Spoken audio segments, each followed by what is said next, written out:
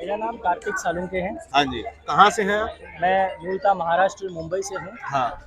अच्छा, तो देश का एक धर्म होना चाहिए, आप ये कह रहे हैं कि हिंदू राष्ट्र होना चाहिए। जी बिल्कुल। ये देश जो सेकुलर व्यवस्था चल रही है, हाँ। इस सेकुलर व्यवस्था में यदि हम देखते हैं तो हम्म। किस प्रकार से बहुसंख्यांक हिंदू समाज के ऊपर जो आघात हो रहे हैं, जो स्थिति निर्माण हुई है, इसका विरोध करने के लिए आज यहाँ पर हम आंदोलन कर रहे थे अच्छा। जंतर मंतर पर। और हमारी मांग यही है कि ये जो सभी समस्याएं निर्माण हुई है, इसका इस सेकुलर व्यवस्था में कुछ समाधान नहीं हो पा रहा है, तो इसलिए हिंदू राष्ट्र ही एकमेव समाधान है। अच्छा। क्योंकि इसका मैं कारण आपको बताना चाहता हूँ। हमारे ही भारत देश में अगर हम देखते हैं तो तमिलनाडु जो देश हमारा राज्य है, वहाँ पर एक 2000 वर्ष पुराना जो मंदिर है, उसके ऊपर एक वक्फ बोर्ड ने डिक्लेयर कर दिया कि ये वक्फ की संपत्ति है। हाँ। वहाँ पर एक पूरा गांव जो है, ये गांव ये तो वक्फ की सिविल सूट संपत्ति है है। ना?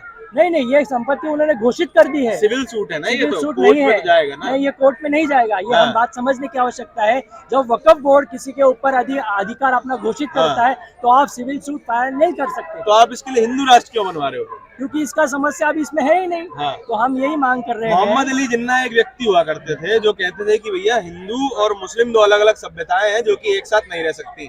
ठीक है, तो आप उसका समर्थन करते हैं, मोहम्मद अली जिन्ना के समर्थन? मैं यहाँ पर सिर्फ आपको आज के आंदोलन का विषय बता रहा हूँ। ये आंदोलन का विषय यही है, जो ये वक्फ बोर्ड को जो असीमित अधिकार उस समय के तात्कालीन प्रशासन ने दिए गए, उसको ये जो अधिकार दिए गए उसको निरस्त करना चाहिए। क्योंकि आज हिंदुओं की सरकार चल रही है, बदल क्यों नहीं रही? इसीलिए राष्ट्रनिष्ठ सरकार है, तो हमारी मांग उसी से है कि ये आज जैसे पीएफआई के ऊपर बैन का निर्णय उन्होंने लिया गया, 370 का निर्णय लिया गया, तो उसकी प्रकार से वो भी हमारे ये मांग हम पीएफआई का बैन बहुत अच्छा हुआ। बिल्कुल सही हुआ। अच्छा। क्योंकि जो निर्णय लिया गया, यानी कि हर रिलीजियस ऑर्गेनाइजेशन बैन हो जानी चाहिए जो आतंकवाद का समर्थन करती है, जो समाज में आरएसएस बंदूक चलाना सिखाती है। आरएसएस बंदूक चलाना सिखाती है, बताओ। ये मैं आप सभी को बताना चाहूंगा, ये जो पीएफआई वाले हैं, इनके ऊपर गुन्हे दर्ज है। इन्होंने कितने हिंदुओं का वहाँ पर खून किया हुआ है, ये केसेस उनके ऊपर चल रहे हैं, ये सब चल रहा है। आरएसएस के मेंबर्स पर भी, बीजेपी के मेंबर्स पर भी बहुत सारे आरोप लगे हैं और जो कि सिद्ध भी हुए हैं। ठीक है, तो उन पे भी बैन लगना चाहिए। अगर कोई गलत काम करता है, गलत काम यदि करता है, तो उस पर कठोर कार्रवाई होनी चाहिए। यानी कि आरएसएस बैन होनी चाहिए। बैन होनी चाहिए, इसलिए अगर काम गलत कर रहे हैं तो होना चाहिए। इनको एक ऑर्गेनाइजेशन के लोग कुछ गलत काम करते हैं तो आप बैन का समर्थन करते हैं, लेकिन दूसरे ऑर्गेनाइजेशन के लोग कुछ काम... मैं यहाँ पर आपको रोकना चाहूंगा। एक गलत मेरा पूरा सवाल तो जाने दीजिए, मेरा पूरा सवाल तो जाने दीजिए। एक ऑर्गेनाइजेशन के लोग गलत काम करते हैं, सिद्ध होता है, और आप उसके बैन का समर्थन करते हैं, ठीक बात है ना? दूसरी ऑर्गेनाइजेशन के लोग गलत काम करते हैं जो कि सिद्ध होता है और उस पर बैन की बात आती है तो आप समर्थन नहीं करते, क्यों?